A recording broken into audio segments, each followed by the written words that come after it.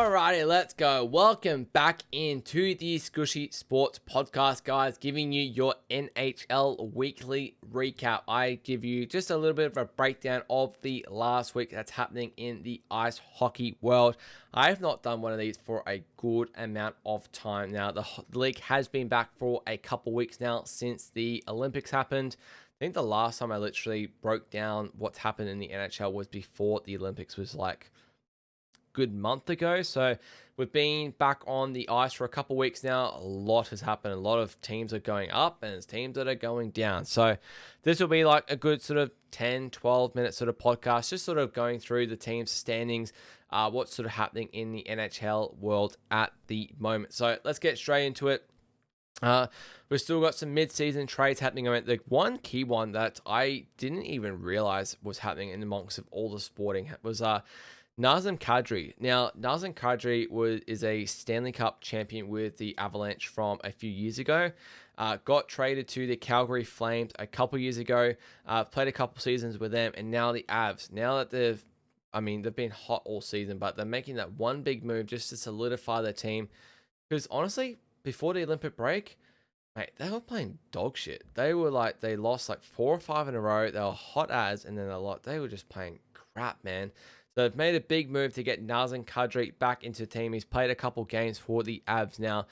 Massive in for the Avs. He's going to be influential heading into the playoffs. We've still got Connor McDavid still leading the point standings with 108, 53 goals. It should be 33 goals. That is my bad. And 73 assists there. Absolutely on fire at the moment. While I've got it here, I'm actually just going to go through essentially the MVP odds at the moment, which is actually called the Hart Memorial Trophy when it comes to NHL. The favorite at the moment is Nathan MacKinnon from the Avalanche, who's second in the point standings at $1.55. We've got Nikita Kucherov at $3.50 from the Tampa Bay Lightning. Macklin Celebrini in his second year in the NHL. For the San Jose Sharks, $8.50. He is extraordinary what he can do, the Canadian. Connor McDavid, $10, and then you get to $500 odds from there. But essentially got 4 guys that are in the running for MVP at the moment when it comes to the NHL. Similar to NBA, if you go listen to that one, make sure, or if you've just come from that one, thank you. Well, you're just listening to this NHL now, you haven't listened to NBA, make sure you go check out the NBA. Do it very similar. I'm doing that. Back of this, like obviously it's a little 8-10 minute segment. I'm doing this off the back of my global sports recap, which is generally like 45-50 minutes long. It's a long podcast to listen to, especially if you don't follow all the sports. So if you're a fan of just the one sport or a couple sports that I do, and you just want to tune in for 10-20 minutes, get your sort of updates here and there, this I think is a lot better sort of idea. And I'm just intrigued to see what you guys think in like comments. Let me know what you think.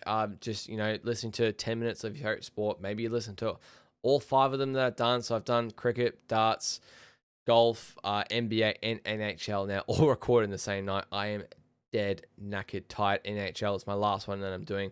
But similar structure to the NBA. I'm going to have a team of the week, a loser of the week. I'll go through the Stanley Cup odds, and then I'll go through the NHL standings.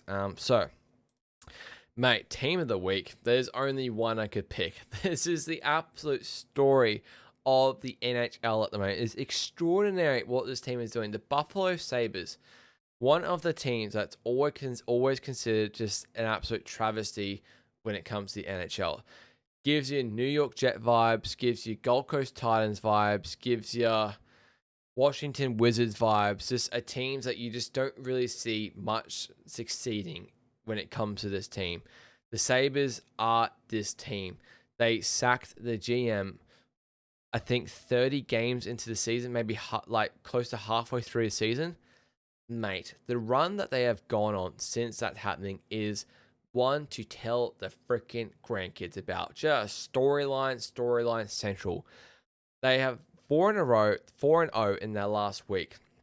They played one of the games of the season a couple of days ago against the Tampa Bay Lightning. They won it 8-7, fights galore. They were up 4-1. Before you know it, they were down 6-1. They conceded 5 goals on the trot. Then they got it back, 6-4. Yeah, 6-4. Then they got it back to 6-5. Then it was back to 7-5. Then they got it back to 7-6, 7-7, and then score a goal like a few minutes ago to win 8-7. The crowd in Buffalo is going absolute gangbusters. They have now won 7 wins in a row. I'll show you the standings after. They are now atop of the Atlantic Division. 1 win atop. 1 win away from being the leader of the Eastern Conference. It is just one of the absolute storylines of the league. One of the storylines of American sports this season. Is so freaking cool to see. Absolutely love it. The fans deserve it. And the franchise deserves it as well. Complete opposite though. Loser of the week, mate. Toronto Maple Leafs 0-4 in the last week. 7 losses in a row. Have not won a game since the Olympic break. Have not won a game. They're looking absolute dead ringer awful at the moment. I'll show you the standings here. They're looking dead ringer awful. Last in the Atlantic at the moment. Second last in the conference. Look, lost 7 in a row. 3-5-2 in the last 10. Lost a couple overtime games, mate. Just an absolute tragedy for Toronto. A team as big as Toronto will not be making the playoffs this year, which is, honestly, it's pretty funny to think about. A lot of people that Toronto is kind of like the New York Yankees of baseball, kind of like the Brisbane Broncos of the NRL, kind of like Collingwood. If you're not a fan of them, you generally probably hate them.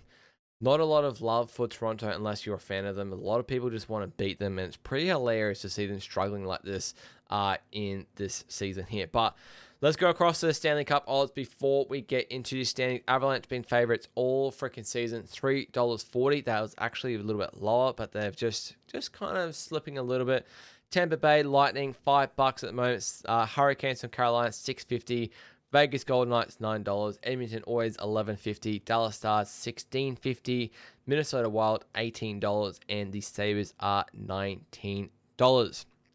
Wild to think the Sabres are $19. They easily would have been 100, 200 to 1 at the start of the season. They have come a very, very, very, very, very long way, the Buffalo Sabres, which you love to see. All right. Let's get into our standings now for the NHL. I am going to let's do this by the wild card because that's how I like doing it. I am doing this live on the screen. As you see, Eastern Conference now. We'll see top of the Atlantic. Buffalo Sabres won 7 in a row, 8-1-1 in their last 10, 84 points, 39-19. I'd love to know their record before they sack the GM. Tampa Bay, who they beat the other day, 82, just a win behind, still looking very solid. Detroit is third in that division, which is very good for Detroit. You kind of love to see it. At the moment, this playoff picture in the East, if you were to stop this now, you would have Buffalo playing Boston at home. You'd have Tampa Bay playing... So once it gets to the playoffs, it gets seeded just by points. You'd have Tampa Bay playing the Islanders. And you'd have... Sorry, excuse that. Excuse whatever I just said. You'd have Carolina, playing Boston. You'd have Buffalo playing the Islanders. You'd then have Tampa Bay playing the Canadiens, and then you'd have Detroit playing the Penguins. All in that. To think Bruins, Islanders, I didn't rate. Penguins, Detroit, and the Sabres are going to be making the playoffs of the stage is absurd to think out, considering you've got Ottawa, who made the playoffs last year, Capitals, who were like one of the best teams last year during the regular season, New Jersey, who's loaded, Florida, back-to-back Stanley Cup champions, Maple Leafs, one of the most talented rosters, Rangers, being one of the worst teams this year, should be up there, got a talented roster as well.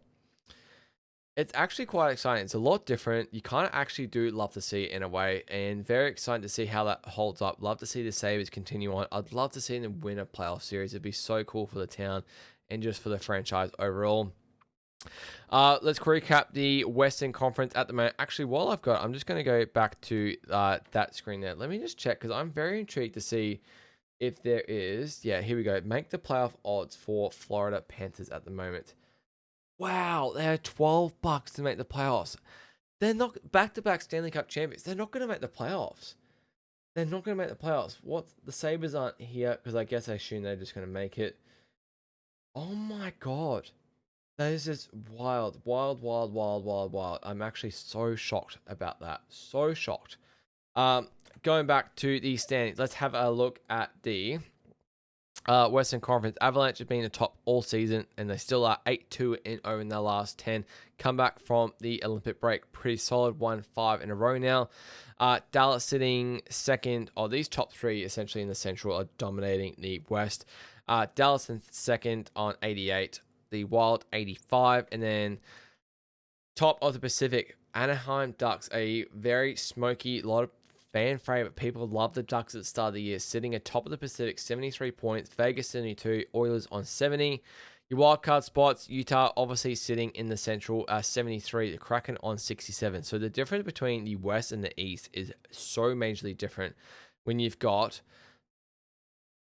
like the Flyers on 69 points, who are literally sitting 11th in the conference, and you've got the Kraken on 67, who are in a wildcard spot mode.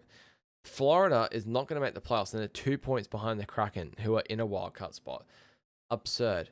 Wild to think about. San Jose, 1 point off. Wildcard. 1 point off. I'd love to see them back in. LA, 1 point off as well. Nashville's up there. Winnipeg is on a little cheeky hot streak. Hang on, let me just quickly check where Winnipeg is at for make the playoffs, because I think 525... something tells me that they're going to sneak in. I don't know why. They've got the best goalie in the league in Connor Hellebuyck, in my opinion. I just feel like they're going to sneak in there. Only a couple wins off. Just feel like they're going to go on a little sneaky run in. What did they play? 60. Still got 20 games left in a regular season. Still a lot of hockey left to be played. Blues 59, Blackhawks, these kind of bottom four teams I can't really see doing too much. Vancouver is the worst team in the league. They absolutely suck. 1-6-3 in the last 10. They just absolutely no hope. There's 9 losses in their last 10. Minus 72 goal differential is so freaking hard to do. They're so bad. They are so freaking bad. But yeah, such an interesting. Like, if you look at the Western Conference, how the playoffs will shape up at the moment, you'd have Avalanche hosting the Kraken. You'd have Dallas hosting the Oilers.